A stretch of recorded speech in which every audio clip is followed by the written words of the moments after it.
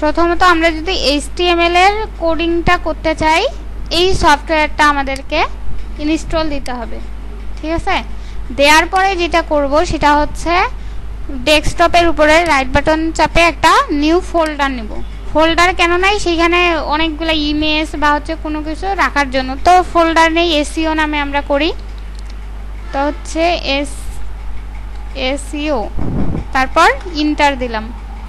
Right button আবার হচ্ছে ফোল্ডারের ভিতরে রাইট বাটন ক্লিক করে একটা নিউ থেকে টেক্সট ডকুমেন্ট নিব।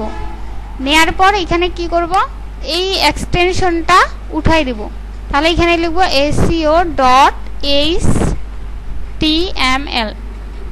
তারপর ইন্টার দিলে এই জিনিসটা আসবে। Are you sure you want to change it, মানে এই নামটা কি আপনি চেঞ্জ করতে চাচ্ছেন? তো আমরা কি দিব, ইয়েস।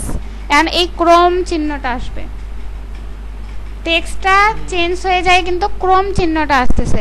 সেটা কিন্তু এই জিনিসটা সফটওয়্যার চিহ্ন, ওই নোটপ্যাড প্লাস প্লাসটা যদি না দেই তাহলে কিন্তু এই চিহ্নটা আসবে না। তারপর এখন রাইট বাটন ক্লিক করে আমরা কি করব, এডিট উইথ নোটপ্যাড প্লাস প্লাসে ক্লিক করে আমাদের এই জিনিসটা তখন চলে আসবে। যদি এইটাও না পারি তাহলে আরেকটা জিনিস, এই এক্সটেনশনটা যদি না আসে তাহলে ভিউয়ে যাব। মানে কোথায় যাব, এটা কোথা থেকে, এই ফোল্ডারটা তৈরি করছি, ফোল্ডারটার ভিতরে যায় এই জিনিসটা যায় ভিউ থেকে ফাইল নেম এক্সটেনশনে ক্লিক করতে হবে। যদি না থাকে তাহলে কিন্তু আপনি মনে করেন যে আমি এখানে ওই প্লাস প্লাসে ক্লিক করলাম, এখানে ক্লিক করে আমার বক্সটা না আসলো, এখানে আমি ভিউতে ঢুকবো না, দাঁড়ান ডিলিট করলাম। আমার কিন্তু এখানে এক্সটেনশনটা উঠাই দিছি, ঠিক আছে। এখন দেখি, এটাও আমি ডিলিট করি। প্রথমত ফোল্ডারে যাব, নিউ ফোল্ডার, ফোল্ডারের নাম দিলাম SEO, ইন্টার।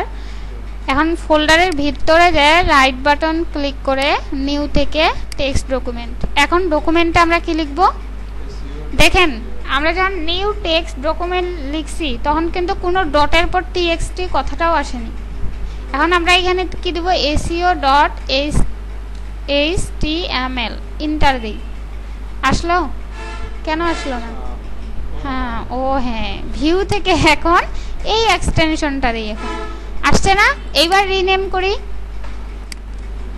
করার পর কি দিব, SEO.html, ইন্টার করি, ইয়েস, চেঞ্জ।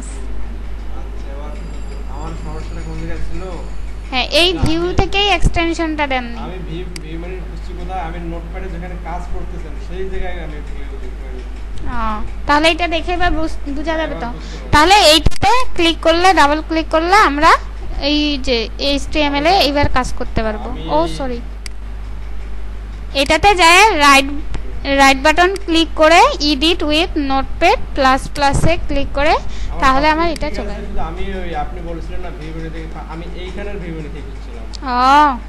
তাই, তাহলে এইবার সলিউশন সলভ, প্রবলেম সলভ। ওকে ইনশাআল্লাহ। তো ঠিক আছে, দেখে নেবেন।